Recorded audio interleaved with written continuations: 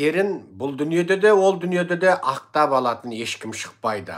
Украин орысқа қауіп төндірді, Украин НАТОға жақындап қойып, содан орысқа қауіп төніп кетіп, содан орыс сенен бұрын мен сені тыныштандырайын деп әскерін айдап кіріпті деп айтатын Путиннің пропагандасымен есерсоқ үгіт насихатына сенген қазақтың бәрінің басы бас емес, басы есектің басы, миы емес, ботқа мен маңқа болып кетті деп айтуға болады. Әлеуметтік желіде осы уақытқа дейін осы өзіміздің қазақтардың Шошқабаев және Шошқабаева, Есекбаева деген сұмырайлары мына Инстаграм каналының астында да, YouTube каналының астында Украина Ресейге қауіп төндіріп қойыпты. Сол Украина қауіп төндіргендіктен Ресей оның астанасына басып кіріпті дейді.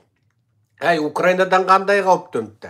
Сенің көршің боксқа жаттығып жатыр екен, боксқа жаттығып жатыр. Кәдімгі тарс-тұрс етіп, кәдімгі анау бокстың аспаптарымен жаттығып жатыр. Содан сен қауіптеніп, мынау ертең бұлшық еті күшейіп, мықты болып, спортқа шынығып кетсе, маған қауіпті болды деп үйіне басып кіріп, иттің баласы сен неғып жаттығып жүрсің? Сен менен күшті болып кетейін деп тұрсың ба?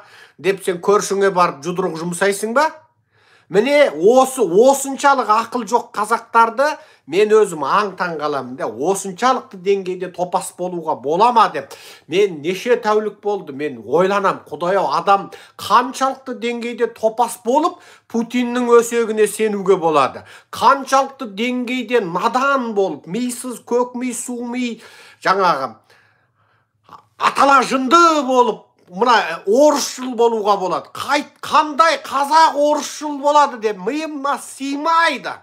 Қазақты қынадай қырған, әкелерімізді, аталарымызды өлтірген, қазақтың жерін, тұтасымен қазақтың 80% жерін бірақ улап болған, бүкіл Семейге 564 мәрте атом жарған. Жапонияға 2-ақ мәрте атом жарды. Жапондар әлі жылайды, соны есін алып. Ал біздің Семейде 564 мәрте атом жарды.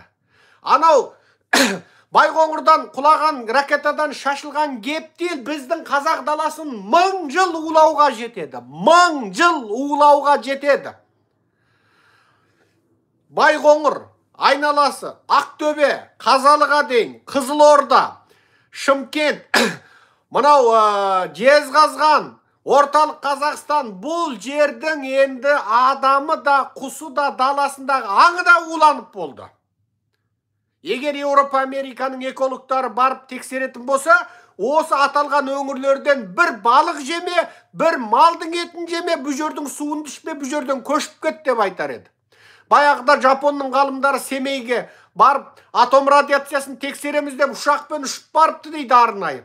Сонда ана ұшағында қолдарын ұстап алған кішкентай жай мынандай құрттайған аспап екен дейді, мынандай ана радиацияның көрсеткішін бүйтіп ана компастың тілі құсап бүйтіп көрсететін. Сонда ана Семей қайда? Семейден айдалада анау жердің биіктігінен 7000 метр, 10.000 метр биіктікте ұшақ ұшады ғой. 7000 метр не 10.000 метр, не 7 километр, 10 километр.